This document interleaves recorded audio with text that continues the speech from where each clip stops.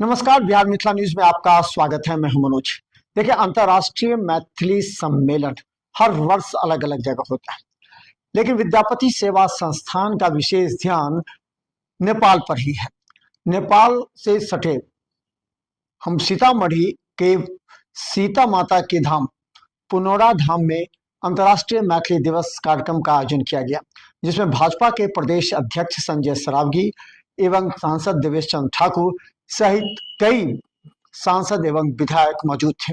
इस कार्यक्रम में सबों ने माता सीता की जननी पुनौराधाम के और विकसित होने की बात की। जन्मदिन था, बड़ी तैयारी और बड़ा उत्साह बिहार में उनके आगमन के लिए। सीतामढ़ी से 500 गाड़ियों का काफिला कल जाने वाला है। पूरे बिहार से जाने वाला।